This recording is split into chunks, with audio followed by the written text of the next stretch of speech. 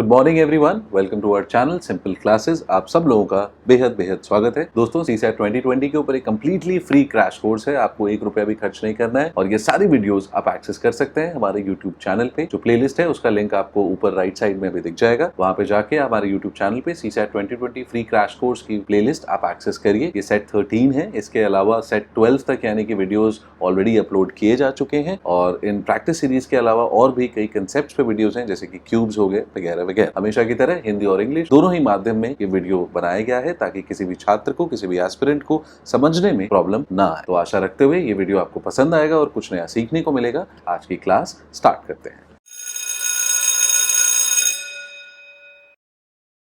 तो चलिए आज का पहला सवाल देखते हैं। इंपॉर्टेंट क्वेश्चन है, यूपीएससी में पूछा गया सवाल है और ऐसे क्वेश्चंस आपको तमाम एग्जाम्स में, चाहे वो यूपीएससी सीसैट हो, यूपीपीएससी सीसैट हो या फिर रेलवेज का हो, एसबीआईपी हो, हर जगह देखने को मिलते हैं। तो इसको अवॉइड ना करें, इसको प्लीज समझें अच्छे से, ठीक है। चलिए अब let's start with this question. What the question says, in a group of 15 people, 15 लोगों का ग्रुप है, 7 can read French, 7 लोग फ्रेंच पढ़ सकते हैं, 8 can read English, 8 लोग इंग्लिश पढ़ते हैं, while 3 of them out of this 15 people, तो 15 लोगों में से जो 3 लोग हैं वो इन दोनों लैंग्वेजेस यानी फ्रेंच और इंग्लिश दोनों में से कुछ भी नहीं पढ़ सकते, वो एकदम ही गधे हैं, ठीक है। आगे बताया गया है, the number of people who can read exactly one language is which of the following. तो हमें ये बताना है क्वेश्चन में कि वैसे कितने लोग हैं इन 15 लोगों में से जो सिर्फ और सिर्फ एक लैंग्वेज पढ़ सकते हैं, यानी या तो वो सिर्फ फ्रेंच पढ़ते हैं या तो वो सिर्फ इंग्लिश आती है उन्हें, ठीक है। दिए गए ऑप्शंस हैं 10, 9, 5, 4। आई होप आपको सवाल समझ में आ गया हो। नहीं आया हो तो हमेशा की तरह वीडियो को पॉज करो, सवाल पहले पढ़ लो अच्छे से ताकि सोल्यूशन आपको अच्छे से समझ में आए। अब देखते हैं इसको फटाफट कैसे सॉल्व करेंगे हम। क्वेश्चन में क्या क्या दिया हुआ है, टोटल स्टूडेंट्स हैं 15 जो कोई भी लैंग्वेज नहीं जानते, किसमें से फ्रेंच या फिर इंग्लिश। ऐसे कितने बच्चे हैं, 3। जो फ्रेंच बोलते हैं वो 7 है और इंग्लिश बोलने वाले 8 है, ठीक है।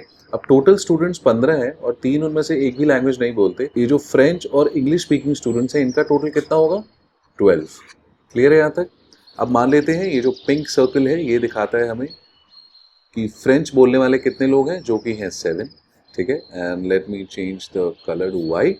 ये जो वाइट सर्कल है ये हमें दिखा रहा है कि इंग्लिश बोलने वाले कितने बच्चे हैं और उनका टोटल है क्वेश्चन में दिया हुआ 8, ठीक है। यहाँ तक क्लियर है। अब देखो इसको कैसे सॉल्व करेंगे, बहुत ही सिंपल है। अब हमें पता है कि टोटल 15 थे जिसमें से 3 को कुछ नहीं आता, यानी कि 12 बच गए। अब इन्हीं 12 में से कुछ लोग इंग्लिश बोलते हैं और कुछ फ्रेंच बोलते हैं। क्लियर है यहाँ तक। अब इंग्लिश कितने हैं, 8 और फ्रेंच बोलने वाले हैं 7, तो इनका टोटल कितना हुआ, 8 + 7 15।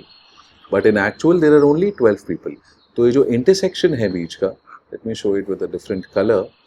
दिस इंटरसेक्शन, इसमें कितने बच्चे आएंगे, 3 बच्चे। 3 कहाँ से आया, 3 आया आपका 15 - 12 जो एक्चुअल बच्चे हैं, ठीक है। तो this is equal to 3। There are 3 such students, 3 such people in the group who can speak English as well as French. तो इंग्लिश और फ्रेंच दोनों जिनको आती है, वैसे कितने लोग हैं, 3। क्लियर है। अब जो इंग्लिश के लोग हैं वो 8 हैं। अब इस 8 में ये 3 भी इंक्लूडेड है, तो सिर्फ इंग्लिश यानी कि ओनली इंग्लिश वाले कितने बच्चे होंगे ग्रुप में, 8 - 3। सिमिलरली जो सिर्फ फ्रेंच बोलने वाले होंगे, only French speaking people will be how much, this 7 - 3 यानी कि 4। क्लियर है यहाँ तक। तो इसका मतलब ओनली इंग्लिश और फ्रेंच, यानी हमें क्या निकालना था क्वेश्चन में, ओनली वन लैंग्वेज। तो यानी ओनली या तो इंग्लिश आती हो उसको या फिर सिर्फ फ्रेंच आती हो। तो ऐसे कितने बच्चे हो जाएंगे, 8 - 3, यहाँ से हमने देखा 8 - 3 is 5 plus 7 - 3 is 4, so is equal to 9. तो there are 9 such people in the group who speak only one language, यानी कि या तो वो सिर्फ इंग्लिश बोलते हैं या वो सिर्फ फ्रेंच बोलते हैं। दूसरा तरीका इसको हम इस तरीके से भी कर सकते थे कि अब ये जो हमने बीच का ये जो इंटरसेक्शन है ये हमने निकाल लिया था कि 3 है। 3 कैसे आया था, 15 - 12 is equal to 3। ये तक समझ में आ गया था, नहीं आया था तो वापस जाके देख लो। तो इंग्लिश और फ्रेंच ऐसे बच्चे जो दोनों लैंग्वेजेस बोलते हैं कितने हैं, 3 बच्चे हैं। टोटल बच्चे हमें पता है 12 है। 12 कैसे आया था, टोटल स्टूडेंट्स ये होता है 15, उसमें से जो स्टूडेंट्स कोई भी लैंग्वेज नहीं बोलते वो था 3। तो 15 - 12 gave us 3, sorry 15 - 3 gave us 12, ठीक है। तो in total how many students are there who speak any of the languages, 12 students. जो दोनों लैंग्वेजेस बोलते हैं 3, तो ऐसे कितने बच्चे होंगे जो सिर्फ एक लैंग्वेज बोलते हैं, दिस 12 - 3 is equal to 9। तो दोनों तरीके से आप एक ही आंसर तक पहुंचेंगे। The correct answer is 9। There are 9 such students in the group who speak only and only one language, it is either English या फिर वो सिर्फ फ्रेंच बोलते हैं। क्लियर है? अब चलिए देखते हैं सही ऑप्शन क्या है। सही ऑप्शन मार्क करना सवाल सॉल्व करने से भी ज्यादा जरूरी है। तो the correct answer out of the given options is B option, यानी कि there are 9 such students in this group of 15 people जो सिर्फ एग्जैक्टली एक लैंग्वेज बोलते हैं। आई होप आपको सवाल समझ में होगा। इंटरेस्टिंग सवाल है, ऐसे सवाल आपको हमेशा देखने को मिलेंगे। Please do not avoid them. Alright, अब चलिए let's move on to the next question. चलिए अगला सवाल देखते हैं। This question says number 136 is added to 5b7। तो 136 और 5b7 दोनों ही 3 डिजिट नंबर्स हैं, ठीक है। एंड द सम ऑब्टेन्ड, उनको ऐड करने पे 7a3 which is again a 3 digit number, वो हमें रिजल्ट मिलता है, where in a and b both are integers. Clear है यहाँ तक? Further it is given that 7a3 number is exactly divisible by 3। तो जो divisibility of 3 principle है, that will play a very key important role herein। अगर आपको question solve करना है तो आपको आना ही चाहिए। हमें निकालना है the only possible value of b, यानी b की क्या वैल्यू होगी। तो यहाँ पे दो अननोन्स हैं a और b, तो a की हम पहले वैल्यू निकालेंगे, that will be the basic approach to solving the question, and उसके बाद हम b की करस्पॉन्डिंग वैल्यूज निकालेंगे, and then we'll find out कि उन b की वैल्यूज में से कौन सी फीजिबल वैल्यूज है। ऑलराइट, अगर आपको क्वेश्चन समझ में नहीं आया है तो हमेशा की तरह यहाँ पे उसको प्लीज पॉज कर लो वीडियो को और एक बार अच्छे से पढ़ लो। क्वेश्चन समझ नहीं आएगा तो सॉल्यूशन बिल्कुल समझ में नहीं आएगा। ऑलराइट, तो चलिए देखते हैं इसको कैसे सॉल्व करेंगे। तो चलिए क्वेश्चन में क्या क्या दिया हुआ है। देयर आर 2 नंबर्स, ठीक है, ये दोनों 3 डिजिट नंबर्स हैं, ठीक है। इन दोनों नंबर्स को जब आप ऐड करते हैं तो what do you get, 7a3। ये भी एक 3 डिजिट नंबर ही है, ठीक है। पहली इंफॉर्मेशन तो ये दी हुई है। अब इसमें b और a अननोन क्वांटिटीज हैं और b की वैल्यू हमें फाइनली निकालनी है कि b की क्या वैल्यू हो सकती है। दूसरी इंफॉर्मेशन इंपॉर्टेंटली जो दी हुई है वो दी हुई है 7a3, जो दोनों नंबर्स के एडिशन पे हमें मिलता है। This number is divisible by 3, यानी जब हम इसको 3 से डिवाइड करते हैं तो जो रिमाइंडर आता है वो 0 होता है। दूसरी इंफॉर्मेशन हमें ये दी हुई है। अब इन इंफॉर्मेशन के बेसिस पे हमें पता लगाना है b क्या है। तो बेसिकली हमें b और a की वैल्यूज निकालनी है यहाँ पे। क्लियर है? अब इस क्वेश्चन को सॉल्व करने का जो अप्रोच है वो मल्टीफोल्ड होगा। सबसे पहले हम निकालेंगे a की वैल्यू क्या है, और फिर a की जो भी पॉसिबल वैल्यूज निकल के आती हैं उनके लिए हम निकालेंगे कि b की पॉसिबल वैल्यूज क्या हो सकती है, ठीक है। Now that the approach is clear, अब हम स्टार्ट करते हैं a के लिए सॉल्व करना। Late me change the colour here, ठीक है। अब हमें पता है कि 3 की डिविजिबिलिटी क्या होती है। डिविजिबिलिटी ऑफ 3 इज कि जो भी सम ऑफ द डिजिट्स हो, ठीक है, ऑफ एनी गिवन नंबर जिसके लिए हम चेक कर रहे हैं, that sum should be divisible by 3, यानी कि जब हम 3 से जो नंबर दिया हुआ है उसके डिजिट्स का सम निकालें तो रिमाइंडर हमारा 0 निकल के आएगा। यहाँ तक क्लियर है? अब नंबर इन क्वेश्चन क्या है, 7a3। तो इसके लिए जो सम ऑफ डिजिट्स हो जाएगा वो कितना हो जाएगा, 7 + a + 3, यानी कि 10 + a। ये सम ऑफ द डिजिट्स है for the given number. Clear है यहाँ तक? अब हमें चेक करना है, हमें पता है कि ये डिविजिबल बाय 3 है कम्प्लीटली, ठीक है। तो इसका मतलब a + 10 को जब हम 3 से डिवाइड करेंगे तो रिमाइंडर 0 निकल के आए। तो अब 10 + a है। अब देखते हैं कि a की क्या क्या वैल्यूज़ हो सकती हैं। तो अगर a की वैल्यू आप 2 रखते हो तो टोटल डिजिट्स का सम कितना हो जाएगा, 12। क्या 12 डिविजिबल है 3 से? बिल्कुल है, ठीक है, पूरा पूरा डिवाइड हो रहा है, तो a can have the value 2। Next कौन सी वैल्यू होगी, 5। जब 10 + 5 करोगे तो 15। 15 क्या डिविजिबल है? बिल्कुल डिविजिबल है, पूरा पूरा डिवाइड हो जाता है, तो a की वैल्यू 5 भी हो जाएगी। उसके बाद नेक्स्ट वैल्यू कौन सी a ले सकता है, 8। 10 + 8 इज 18, डिविजिबल बाय 3, यस, पूरा पूरा डिवाइड हो जाएगा। अब इसके बाद कौन सी वैल्यू ले सकता है, 11, ठीक है, क्योंकि 9 तो आएगा नहीं और 10 भी आपका डिविजिबल नहीं होगा, तो 11 will make it divisible. 10 + 11 21 divided by 3, पूरा पूरा डिवाइड हो जाएगा, ठीक है। लेकिन यहाँ पे क्या आप 11 को कंसिडर कर सकते हैं? नहीं। क्यों?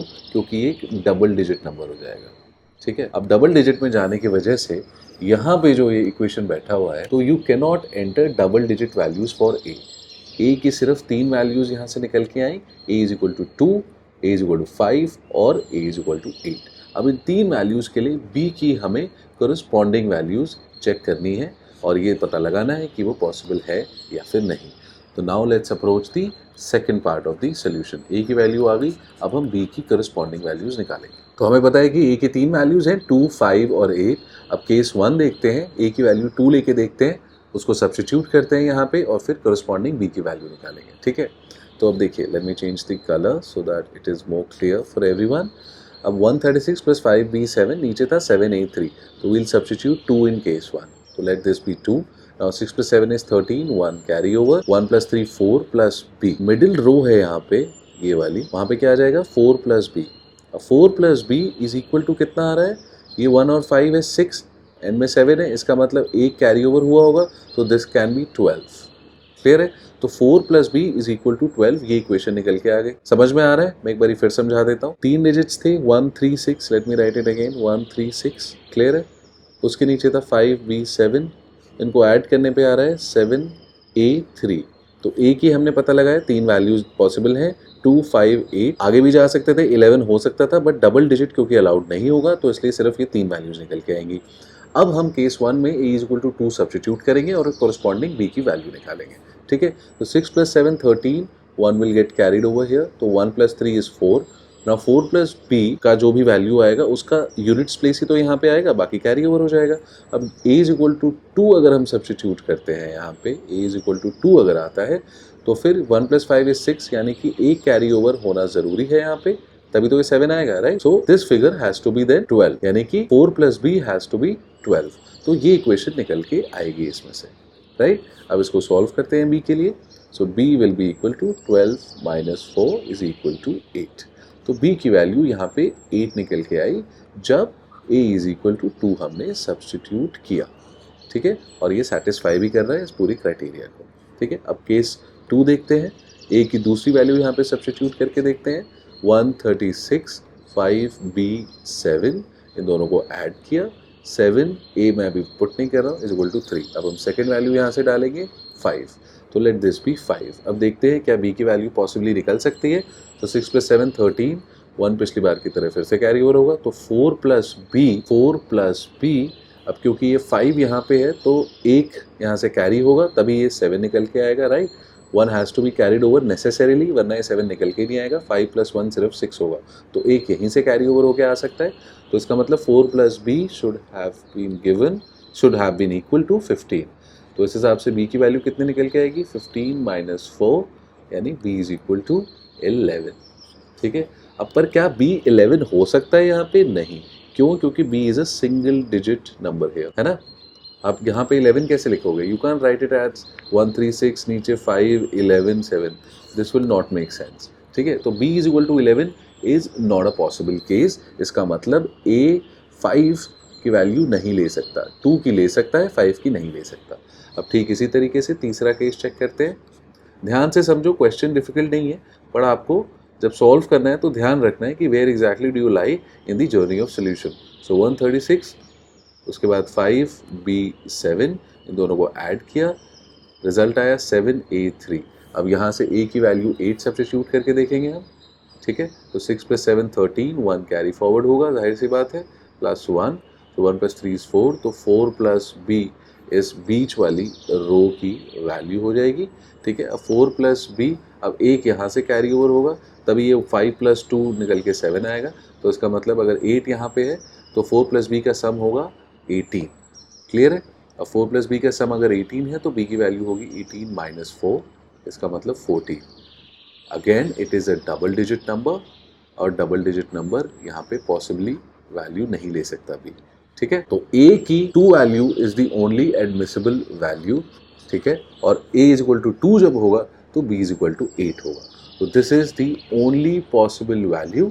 ओनली पॉसिबल वैल्यू, पॉसिबल क्यों कह रहे हैं, क्योंकि बाकी वैल्यूज वो आ तो रहा है, उसका आंसर तो निकल रहा है। जैसे कि a अगर आपने 5 लिया तो b = 11 आ रहा है, a = 8 लिया तो b = 14 भी आ रहा है। The values are coming, but वो पॉसिबल नहीं है in the context of this equation which is given to us in the question. Alright, तो चलिए अब इसका सही ऑप्शन मार्क करते हैं। सही ऑप्शन मार्क नहीं किया तो कोई फायदा नहीं है पूरी मेहनत का। तो the only possible value of b in this question is 8। देखो, ध्यान से देखो, इस क्वेश्चन को ध्यान से समझ लो प्लीज। नंबर सिस्टम का क्वेश्चन है, इंपॉर्टेंट क्वेश्चन है, इंटरेस्टिंग क्वेश्चन है, और ऐसे क्वेश्चन आपको तमाम एग्जाम्स में देखने को मिलते हैं। ठीक है, तो आई होप आपको सोल्यूशन समझ में आया होगा, मजा आया होगा सीखने में। आगे चलते हैं अगले क्वेश्चन की ओर। तो चलिए अगला क्वेश्चन औसत के ऊपर है, एवरेजेस के ऊपर है, इंपॉर्टेंट है, यूपीएससी में पूछा जाता है, बाकी भी बहुत सारे एग्जाम से पूछा जाता है। Now what does the question say? There is a family has 2 children and they live with their parents. Alright, तो बच्चे अपने माता पिता के साथ रहते हैं। The average of the weights of the children and their mother is 50 kg। तो जो बच्चे हैं दो और उनकी जो मम्मी है, उन लोगों का वेट का एवरेज है 50 kgs। The average of the weights of the children and their father, उनके पिता के साथ जो उनका एवरेज निकल के आता है वेट्स का, दैट इज 52 kgs। अब क्वेश्चन में हमें बताया हुआ है कि that the weight of the father is 60 kgs, तो हमें पता लगाना है what is the weight of the mother, mummy का वेट आखिर कितना है। ठीक है, क्वेश्चन समझ में आ रहा है, सिंपल लैंग्वेज है, थोड़ा सा लंबा चौड़ा देखने में लग रहा है। एवरेजेस में मोस्टली आपको जो क्वेश्चन मिलते हैं उनकी लैंग्वेज में घुमाने फिराने की कोशिश की जाती है उनको मुश्किल बनाने के लिए। ठीक है, तो क्वेश्चन ध्यान से पढ़ लो और उसके बाद देखते हैं अब इसको फटाफट कैसे सॉल्व करें। अच्छा, इसमें एक कॉमन मिस्टेक है जो मैं आपको भी बताऊंगा, जो मोस्टली लोग करते हैं, वो हमें नहीं करनी है। एवरेजेस में हमेशा एक ही चीज का ध्यान रखना है कि कितने लोगों का आखिर एवरेज डिस्कस किया जा रहा है क्वेश्चन में। ठीक है, तो देखते हैं कि कॉमन मिस्टेक में लोग कैसे फंसते हैं। अब देखो क्वेश्चन में हमें क्या क्या दिया हुआ है, average weight of children and mother is 50 kgs। ठीक है, average weight of children and father is 52 kgs, weight of the father is 60 kgs, और पता लगाना है हमें वेट ऑफ द मदर कितना है। तो ये जो फिगर है इसको मान लेते हैं फादर और इसका वेट है f kgs। ठीक है, जो हमें दिया हुआ है 60 के बराबर है, क्लियर है। और मदर को मान लेते हैं, इनका वेट m है, ये हमें पता लगाना है कि कितने kgs। अब चिल्ड्रन देखिए दोनों में कॉमन है। ठीक है, तो चिल्ड्रन का हम वेट मान लेते हैं कंबाइंड c kgs। ठीक है, अब मैं आपको दिखाता हूं कि कैसे लोग कॉमनली गलती करते हैं एवरेज जैसे सवाल में। अब पहली जो चीज दी हुई है average weight of children and mother, तो इनका वेट हमने मिला के ले लिया c, क्योंकि दोनों में चिल्ड्रन कॉमन है, तो c प्लस m, इनका average weight is 50 kgs। Clear है, एक इक्वेशन ये बनेगी। सिमिलरली दूसरी इक्वेशन बनेगी c प्लस f, जो फादर के साथ चिल्ड्रन का एवरेज वेट है वो कितना है 52। ठीक है, अब f की वैल्यू हमें दी हुई है तो इस इक्वेशन में हम सब्स्टिट्यूट कर सकते हैं, तो c plus 60 is equal to 104। तो यहाँ से चिल्ड्रन दोनों का मिला के जो कंबाइंड वेट है वो निकल के आ जाएगा 104 minus 60, this will give you 44 kgs। तो यहाँ पे c जो है 44 kgs के बराबर आ गया। ठीक है, और इसको अब आप सब्स्टिट्यूट कर दो इस इक्वेशन में, तो c plus m is equal to 100, इसका यानी कि c आपने यहाँ से ले लिया, तो 44 plus m is equal to 100, तो मम्मी का वेट कितना आ जाएगा 100 माइनस 44 यानी कि 56 kgs। अब देखने में पूरा लॉजिकल लग रहा है, बट ये सरासर गलत है। इस तरीके से अगर आप चले तो आपका आंसर गलत निकलेगा। ठीक है, अब यहाँ पे जो हमने गलती की है वो ये की है कि दोनों चिल्ड्रन का हमने कॉमन वेट कंबाइंड लेके चले। ठीक है, देखो एवरेज के क्वेश्चन में इंपॉर्टेंट है बेस, यानी कि कितने लोगों का एवरेज निकाला जा रहा है।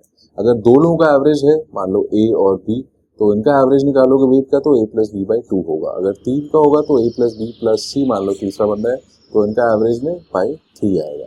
अब देखो गलती क्या हुई कि यहाँ पे हमने चिल्ड्रन का कंबाइंड वेट ले लिया, तो c प्लस m, चिल्ड्रन और मदर का कंबाइंड वेट 50 दिया होता तो c प्लस m बाई 2 आ गया। इसका मतलब बच्चों का और जो मदर है उनका टोटल वेट 100 निकल के आ रहा है, जो कि गलत है। एक्चुअली में अगर आप मान लो इनका वेट c1 है और इसका c2 है, तो c1 plus c2 plus m जो उनकी मम्मी है, इन तीनों का एवरेज वेट 50 है, यानी कि बच्चों और मम्मी का वेट 100 नहीं बल्कि 150 होगा total.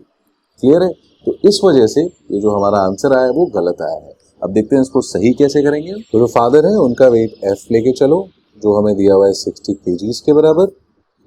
Late this B c1 and c2, जो बच्चों के इंडिविजुअल वेट्स हैं, और मम्मी का वेट हमें पता नहीं है, पता लगाना है कि कितना है। क्लियर है यहाँ तक। Now as per the question, बच्चों का यानी c1 प्लस c2 इनका कंबाइंड वेट, और जो उनकी मम्मी है इनका एवरेज वेट 50 है, यानी कि बच्चों का कंबाइंड वेट प्लस जो मम्मी है उनका वेट मिला के टोटल आता है 150। ये आपकी हो गई पहली इक्वेशन। दूसरी इक्वेशन फादर के साथ बनेगी, बच्चों का दोनों का जो वेट है प्लस फादर का वेट यानी कि 60 kgs, क्वेश्चन में दिया हुआ है f=60 है, इनका एवरेज निकल के आता है हमारा 52। ठीक है, तो this gives you c1 plus c2 plus 60 is equal to 156, यानी कि c1 प्लस c2 निकल के आ जाएगा आपका 156 माइनस 60। क्लियर है यहाँ तक। जो आपका कितना वैल्यू देगा 96 kgs। तो बच्चों का कंबाइंड वेट है C1 plus C2 is equal to 96 kg। ये आप इस इक्वेशन में सब्स्टिट्यूट करो, आंसर निकल के आ जाएगा C1 plus C2 plus M। C1 C2 के बदले आप लिख दो 96 plus M is equal to 150। तो M is equal to 150 minus 96 that is 54 kgs। ठीक है, तो मम्मी का जो वेट है वो है 54 kgs। That is the answer to the question. अब हमने पहले देखा था जब हमने इनका कंबाइंड वेट एक साथ लेके चल रहे थे तो बेस में 3 के बजाय हम 2 लिखते थे, इसकी वजह से टोटल वेट हमारा गलत निकल के आता है। ठीक है, तो एवरेज जैसे क्वेश्चन में आपको बेस का हमेशा ध्यान रखना है कि कितने लोगों का आखिर एवरेज निकाला जा रहा है, वरना आपसे एक कॉमन मिस्टेक हो सकती है। ठीक है, तो आई होप आपको सवाल समझ में आ गया हो। फटाफट देखते हैं इसका सही जवाब क्या है, उस ऑप्शन को मार्क करते हैं क्योंकि ऑप्शन मार्क करना सही सबसे इंपॉर्टेंट है। तो out of the given options the correct option is 54 kgs। The weight of the mother in this family is 54 kgs depending on the information that has been given in the question। ठीक है, चलो अब next question देखते हैं कौन सा। अगला question काफी इंटरेस्टिंग क्वेश्चन है, लंबा चौड़ा है, डायरेक्शंस के ऊपर है, ध्यान से पढ़ो। एक भी इंफॉर्मेशन अगर आपने गलत समझ ली, लेफ्ट का राइट समझ लिया तो पूरा क्वेश्चन गलत हो जाएगा। ठीक है, तो let's start reading the question very carefully. A started from his house and walk 20 metres towards east where his friend B joined him. तो ये अपने घर से निकला, 20 मीटर चला ईस्ट डायरेक्शन में, वहाँ पे एक दूसरे बंदे ने बी ने उसको ज्वाइन कर लिया। ठीक है, together they walk 10 meters in the same direction यानी east direction. Then A turn left and B turn right, उनके रास्ते अलग अलग हो गए। ए चला 2 मीटर्स और बी राइट मोड़ के चला 8 metres respectively. Now what happens, again B turned left to travel 4 metres followed by 5 meters to his right to reach his office। तो जब B 8 meters चल चुका था उसके बाद he turned left 4 मीटर और चला, उसके बाद 5 मीटर और चला राइट मुड़ के एंड फाइनली अपने ऑफिस पहुंच गया। अब जिस पॉइंट पे हमने A को छोड़ा था यानी कि A turned left and traveled 2 meters, वहाँ से A की जर्नी अलग हो चुकी है। A की जर्नी में क्या हुआ, A turned right and then he traveled further 12 meter to reach his office। तो दोनों अपने ऑफिस जा रहे थे। शुरुआत ए करता है, बीच में आके बी ज्वाइन करता है, कुछ तीर तक वो साथ चलते हैं, फिर ए लेफ्ट हो जाता है, बी राइट हो जाता है, उसके बाद वो कुछ और स्टेप्स लेते हैं अलग अलग डायरेक्शंस में। ठीक है, अब हमें ये बताना है what is the shortest distance between the 2 offices. ठीक है, क्वेश्चन क्लियर है, समझ में आ रहा है आप लोगों को? नहीं, अगर कोई भी डाउट है तो यहीं पे पॉज करके क्वेश्चन एक बार फिर से पढ़ लो। आंसर इसमें समझना मुश्किल नहीं है जितना क्वेश्चन समझना मुश्किल है। ठीक है, सोल्यूशन आपको तुरंत समझ में आ जाएगा। Solution is not difficult, the difficult part is reading the entire question with patience so that you don't make any mistake while interpreting the directions। Alright, तो चलिए अब देखते हैं इसको सॉल्व कैसे करेंगे। चलिए इसको देखते हैं कैसे करेंगे। सबसे सिंपल तरीका है स्टेप बाय स्टेप बिना दिमाग लगाए जो भी डायरेक्शंस दी हुई हैं वो आप फॉलो करते जाइए और क्लियरली लिखिए ताकि आपको कंफ्यूजन ना हो। जनरली आप जब आसपास चीज़ें बहुत ज़्यादा लिख देते हैं क्योंकि पेपर में जगह कम होती है वगैरह वगैरह, जो भी रीज़न है उसकी वजह से कंफ्यूजन होता है और आप गलती कर बैठते हैं। तो थोड़ा साफ साफ लिखो जब भी इसको सॉल्व करो पेपर में। ठीक है, तो सबसे पहले दिया हुआ है ए अपनी जर्नी स्टार्ट करता है ऑफिस के लिए। ठीक है, बट स्टार्ट वो अकेला ही करता है। तो let A start his journey from this point. ठीक है, कितना ट्रैवल किया उसने 20 मीटर्स। क्लियर है यहाँ तक? अब 20 मीटर्स ट्रैवल करने के बाद बी भी अपनी जर्नी स्टार्ट करता है। ठीक है, तो रास्ते में ही बी पड़ा। अब ए और बी दोनों 10 मीटर तक साथ चलते हैं। ठीक है, तो दिस जर्नी इज 10 मीटर्स। यहाँ तक दोनों साथ में चले, उसके बाद उन्होंने अपने रास्ते बदल लिए। ए टर्न्ड लेफ्ट, ठीक है, ए लेफ्ट मुड़ गया और कितनी देर के लिए चला 2 मीटर। बी राइट मुड़ गया और वो कितनी देर के लिए चला 8 मीटर्स। ठीक है, जब भी आप एग्जाम में भी जब आप इसको अटेम्प्ट करो तो कोशिश करो कि प्रोपोर्शनेटली जितना हो सके डिस्टेंसेस बने। उससे क्या है कि कंफ्यूजन कम होगा। अब मान लो 2 मीटर यहाँ है, 8 मीटर यहाँ है, तो 8 मीटर जाहिर सी बात है लगना चाहिए कि ऑलमोस्ट इसका 4 टाइम्स है। एग्जैक्ट ना भी हो, अगर आपका प्रोपोर्शन में भी रहेगा तो भी काम चल जाएगा। ठीक है, अब देखिए, अब ए लेफ्ट मुड़ गया यानी ए इस तरफ चला गया और बी राइट मुड़ गया यानी बी इस तरफ आ गया। बी राइट मुड़ने के बाद 8 मीटर चलता है और उसके बाद फर्दर फिर लेफ्ट ले लेता है। ठीक है, कितना ले लेता है 4 मीटर। तो let this be 4 metre. B इस डायरेक्शन में आ गया, यहाँ पे आके बी ने राइट लिया, फिर राइट लेके कितना चला वो 5 मीटर। ठीक है, तो ये डिस्टेंस हो गई 5 मीटर। ये पॉइंट जो है फाइनली बी का ऑफिस है। क्लियर है यहाँ तक? मैं फिर से रिपीट कर दूंगा एक बार एंड में, पहले एक बार पूरी ये सर्किट बना लेते हैं इनके ऑफिस की। अब देखिए 2 मीटर ए इधर चला, उसके बाद ए ने 12 मीटर राइट में चला हुआ, यानी कि ये डिस्टेंस जो है 12 मीटर है, ठीक है। रफली यहाँ पे हम कह सकते हैं कि ए का ऑफिस है और ये जो डिस्टेंस है ये है 12 मीटर। अब हमें क्वेश्चन में पता क्या लगाना है, हमें पता लगाना है कि shortest distance between A and बीज ऑफिस कितनी है, ठीक है। तो ये जो डिस्टेंस है ये हमें पता लगाना है। तो सीधी सी बात है, पाइथागोरस थ्योरम अप्लाई होगा, इसमें ज़्यादा दिमाग वैसे भी नहीं लगाना है। जो भी इसमें हमें मेन ध्यान देना था वो ये देना था कि ये जो आप डायरेक्शंस लेते हो और जो डिस्टेंसेस लेते हो, पहली बात उसको आप प्रोपोर्शन में लो थोड़ा, ताकि एग्ज़ाम में आपको डाउट ना आए, कन्फ्यूजन ना आए। अब मान लो 2 मीटर्स आप इतना दिखा रहे हो और 8 मीटर्स इतना दिखा रहे हो, उसके बाद 12 मीटर जब आया आपने इतना सा दिखा दिया, तो जाहिर सी बात है क्वेश्चन आपके दिमाग में एक गलत इंप्रेशन छोड़ता है, तो कहीं ना कहीं आपकी गलती करने के जो चांसेस हैं वो इंक्रीज़ हो जाएंगे। तो please make the diagram always in proportion. दूसरी चीज़ आपको जो ध्यान रखनी है वो ये रखनी है कि थोड़ा सा क्लैरिटी के साथ फिगर बनाएं। अगर क्लैरिटी नहीं रहेगी तो भी आप गलती करने के चांसेस आपके बढ़ जाते हैं। अगर ये 2 चीज़ें आपने समझ ली तो डायरेक्शन बेस्ड क्वेश्चन में आपसे कभी कोई गलती नहीं होगी, ठीक है। अब चलिए यहाँ पे सॉल्व करते हैं। एक बारी मैं वापस आपको सिचुएशन समझा देता हूँ। ए अकेला स्टार्ट करता है जर्नी, ठीक है। बी उसको ज्वाइन करता है। कब ज्वाइन करता है? जब ए ईस्ट डायरेक्शन में अपने घर से निकला और 20 मीटर्स उसने ट्रैवल किया। उसके बाद वो सेम डायरेक्शन यानी कि ईस्ट डायरेक्शन में ही आगे कंटिन्यू करते हैं। कितनी देर तक? 10 मीटर्स तक। क्लियर है? डायरेक्शन जब भी आपके क्वेश्चन में हो, पूछा जाए डायरेक्शन के ऊपर सवाल, तो राइट में सबसे पहले आप अपना नॉर्थ साउथ और ईस्ट वेस्ट मार्क करके रख लो, ठीक है, उससे कन्फ्यूजन नहीं होगा। उसके बाद they continue in the same direction for 10 metres. उसके बाद ए और B, A turns left and B turns right. They change the directions. A turns left and walks for 2 meters and thereafter he turns right और उसके बाद 12 metre तक वो travel करता है, फाइनली अपने ऑफिस पहुंचता है। B on the other hand इस पॉइंट से राइट लेके 8 मीटर्स ट्रैवल करता है, फिर लेफ्ट लेता है 4 मीटर, फिर राइट लेता है 5 मीटर और फाइनली अपने ऑफिस में पहुंच जाता है। तो हमें बताना है कि A और B का बीच में शॉर्टेस्ट डिस्टेंस आखिर कितना है, ठीक है। तो हमें ये ट्रायंगल फॉर्म होता दिख रहा है, ठीक है। और इन जो डिस्टेंसेस हमें दी हुई है ट्रैवल की, इसके हिसाब से हम इस ट्रायंगल की साइड्स निकाल लेंगे, ठीक है। So let this triangle be A B C. What we have to find, हमें क्या निकालना है? ए बी कितना होगा। तो A B as per Pythagorean theorem कितना होगा बताइए? Under root of A C square plus B C square. ये आपको पता होना चाहिए, बेसिक्स है, ठीक है। अब ए सी कितना है वो निकालते हैं। ए सी हमें पता है, ये जो इंटरमीडिएट पॉइंट है, लेट्स दिस बी डी, तो A C is equal to A D plus D C. Clear है? ए डी कितना है? 5 और डी सी कितना है? D C is equal to, यहाँ तक तो देखो ये पैरेलल चल रहा है, तो ये वाला जो पॉइंट होगा यहाँ तक 8 हो जाएगा एंड 8 प्लस 2, तो D C in all will be equal to 10 यानी कि 15। So A C is equal to 15 metres जो भी यूनिट है। सिमिलरली बी सी के लिए कैलकुलेट करते हैं। बी सी कितना आ जाएगा? B C is equal to this entire distance minus this portion. तो ये बी है, इसको मान लेते हैं ई, तो B C will be equal to B E minus C E, है कि नहीं।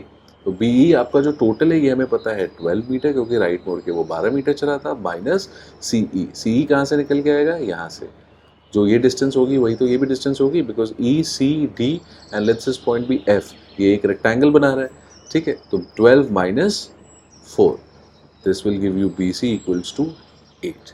तो फाइनली आपका आंसर कितना हो जाएगा? Let me change the colour. तो फाइनली आपका आंसर कितना हो जाएगा?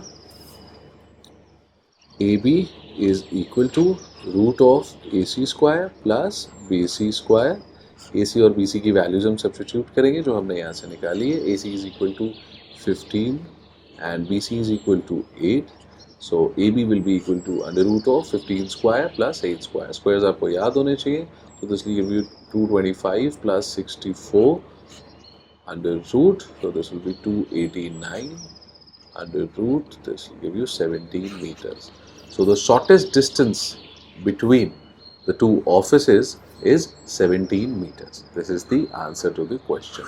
So let's mark the right option. So the correct option is option B, 17 meters. A और B के ऑफिस कि शॉर्टेस्ट डिस्टेंस है उस ट्राइंगल के हाइपोटेन्यूज के बराबर which is equal to 17 metres. ठीक है, आई होप आपको सवाल समझ में आएगा कैसे अप्रोच करना है। दो चीज़ों का ध्यान रखना है। पहली चीज़, जहाँ पे भी आप डायग्राम बनाओ क्वेश्चन पेपर में, it has to be clearly drawn. अगर उसमें हौच पौच करके रखा होगा, आपने कुछ मैस कर रखा होगा, तो आपके सवाल गलत होने के चांसेस बढ़ जाएंगे। सेकेंडली, जो भी आप डायग्राम बनाओ, ज़रूरी नहीं है कि एग्जैक्ट हो उतना मीटर्स में, ऑब्वियसली वो तो पॉसिबल ही नहीं है। अगर किलोमीटर होगा तो आप कैसे स्केल करोगे उसको, लेकिन प्रोपोर्शनेट होना ज़रूरी है। जैसे अगर दो डिस्टेंसेज हैं, एक 2 मीटर एक 4 मीटर है, तो 4 मीटर वाला जो भी आपने आर्म बनाया है वो लगे कि उसका डबल है। अगर वो उल्टा लगेगा तो जाहिर सी बात है आप गलती कर सकते हो कन्फ्यूज होकर। तो इन चीज़ों को अगर आप ध्यान रख रहे हो तो डायरेक्शन बेस्ड क्वेश्चंस में आपको कभी कोई प्रॉब्लम नहीं आएगी, ट्रस्ट में।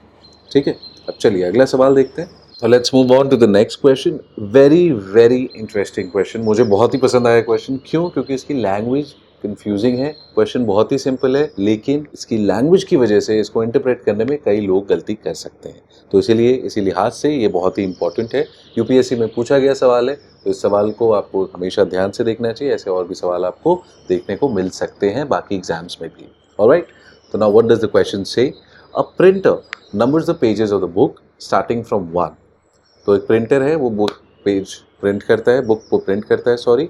तो नंबरिंग स्टार्ट होती है 1 2 3 4, उस तरीके से ये प्रिंटर भी करता है। Now in total the question says it uses 3089 digits in all. ठीक है, अब जब उनको वो बुक के पेजेस को प्रिंट कर रहा है तो टोटल नंबर ऑफ डिजिट्स कितने यूज कर रहा है वो 3089। अब ये जो इन्फॉर्मेशन है ये सबसे की इन्फॉर्मेशन है इस पूरे क्वेश्चन की। ये अगर आपको सही तरीके से समझ में नहीं है, आपको क्वेश्चन गलत हो जाएगा। ठीक है, हमें बताना है how many pages does the book have in total.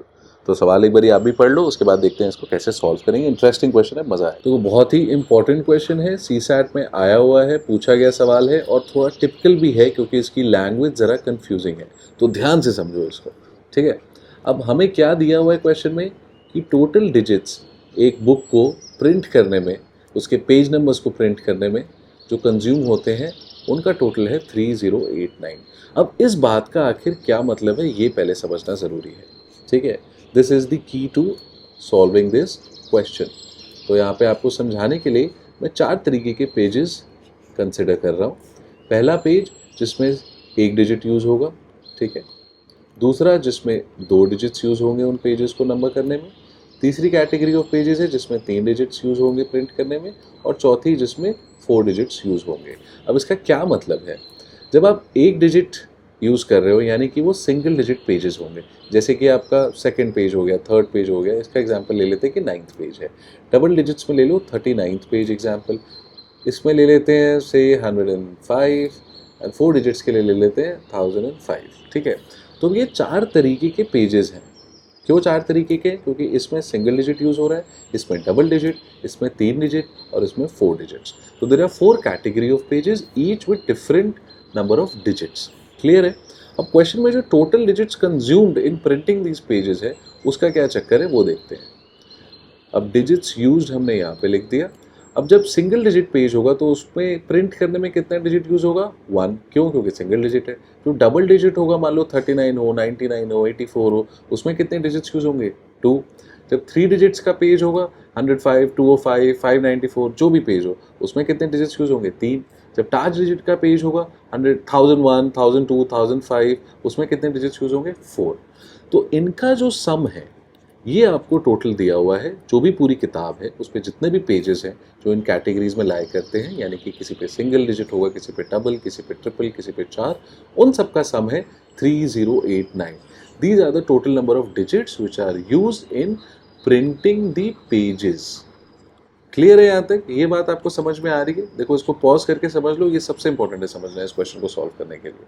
ठीक है, अब देखते हैं इस क्वेश्चन को हम सॉल्व कैसे करेंगे। तो जो 4 कैटेगरीज हैं यहाँ पे हमने डिस्कस किए, उसको मैं यहाँ से अच्छे से क्लियरली लिख देता हूँ। ये सवाल जब आप सॉल्व कर रहे हो एग्जाम में तब आपको इतना डिटेल में बिल्कुल नहीं करना है, ठीक है, वरना सारा टाइम खत्म हो जाएगा एक ही क्वेश्चन करने में।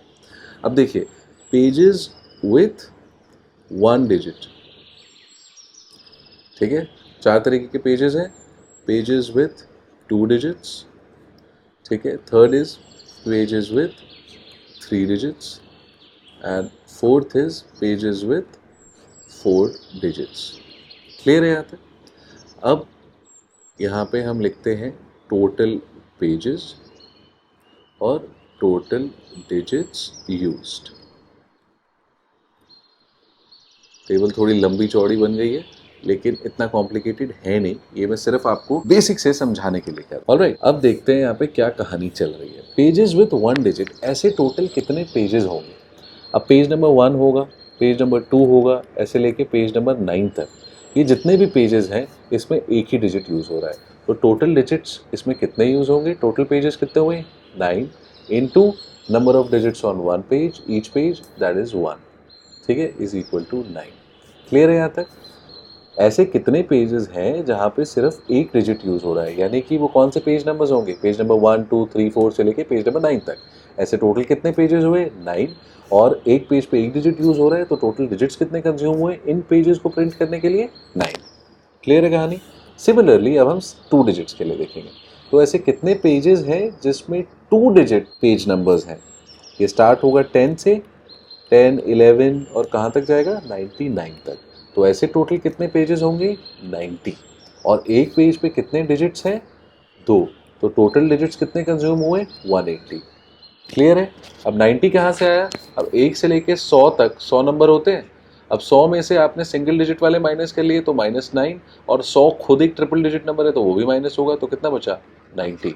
ठीक है, तो ये 90 नंबर ऑफ पेजेस जो है इस तरीके से आएगा।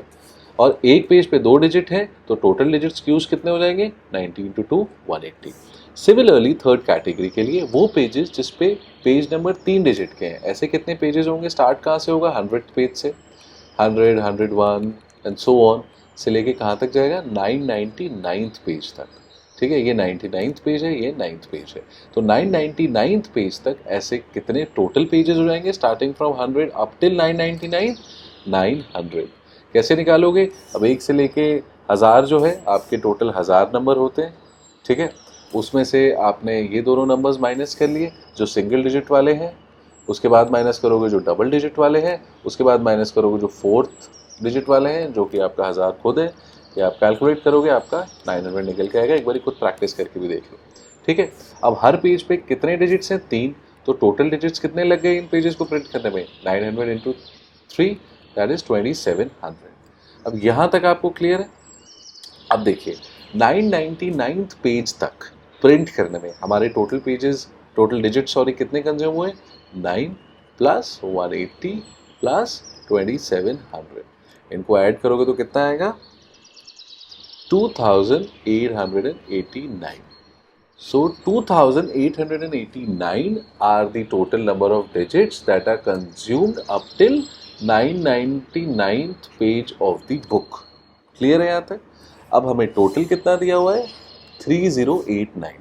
सो 3089 में से आप अगर 2889 को माइनस करोगे तो कितना आएगा? 200। तो 200 डिजिट्स जो हैं they are still pending to be printed on the different pages. Clear है यहाँ तक कहानी? अब देखिए 3 डिजिट्स तक तो हम कवर कर चुके थे, यानी 999 तक इतने डिजिट्स कंज्यूम हो गए थे और 200 डिजिट अभी बाकी हैं कंज्यूम होना। तो वो किस में कंज्यूम होंगे? वो ऐसे पेजेस जिसमें 4 डिजिट्स यूज होंगे। 4 डिजिट्स के कहाँ से शुरुआत होगी? 1000 से। अब 1000 से कब तक चलेगा ये नहीं पता, इनफैक्ट वही हमें पता भी लगाना है। तो अब हमें ये पता चल जाती है यहाँ से, let me use a different colour, कि ये जो 4 डिजिट्स के पेजेस हैं वो इन 200 डिजिट्स में ही कंज्यूम होंगे। तो ऐसे कितने पेजेस होंगे? 200/4। टोटल नंबर ऑफ डिजिट्स कितने बाकी थे? 200। और एक पेज पे कितने डिजिट लगेंगे? 4। तो ऐसे कितने पेज हो जाएंगे? 200/4 यानी कि 50 पेजेस। क्लियर है? अब 999 तक तो हम ऑलरेडी कैलकुलेट कर चुके थे। अब हमें यहाँ से पता चलता है कि 999th पेज के बाद और 50 पेज हैं किताब में जिसपे 4 डिजिट्स के नंबर्स प्रिंटेड हैं, पेज नंबर्स प्रिंटेड हैं। तो टोटल नंबर ऑफ पेजेस कितने हो जाएंगे? 999 प्लस 50 यानी कि 1049। So 1049 is the total number of pages which are there in the book. ठीक है, देखो बहुत ही सिंपल सवाल है लेकिन इसकी जो लैंग्वेज है वो इसे बहुत टिपिकल बनाती है। ठीक है, इसको ध्यान से समझ लो। अगर समझ में नहीं आ रहा है तो इसको दोबारा और देख लो, फिर भी डाउट्स हैं तो please reach out to me, I will do whatever I can to make it understand to you. Alright, तो आई होप आपको आज का सेशन अच्छा लगा होगा, आपको मज़ा आया होगा, कुछ ना कुछ नया सीखने को मिला होगा। अब आपसे मुलाकात होगी अगली क्लास में कुछ और नए सवालों के साथ। Till then please take care of yourself, अपना ध्यान रखें, कोविड-19 से बचें और खूब मेहनत करें। जो भी आप में है, please give your 100%, make sure that you get selected this year. Thank you so much for your time, see you in the next class shortly.